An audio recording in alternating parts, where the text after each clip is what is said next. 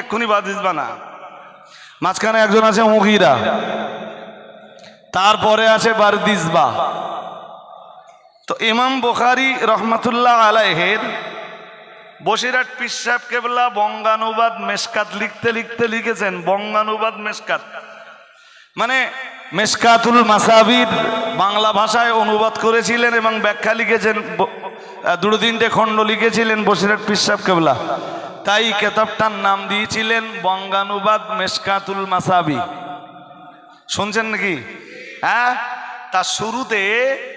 তার শুরুতে ইমাম বুখারী রহমাতুল্লাহ আলাইহি লিখেছেন যে ইমাম বুখারীর পিতামহ, যদিও অন্য অন্য বইতে একটু আমরা অন্যরকম পড়ি, ইমাম বুখারী আমরা অন্য বইতে পড়ি ইমাম বুখারীর দাদা নয়, ইমাম বুখারীর পর দাদা ছিলেন আগুন পূজা।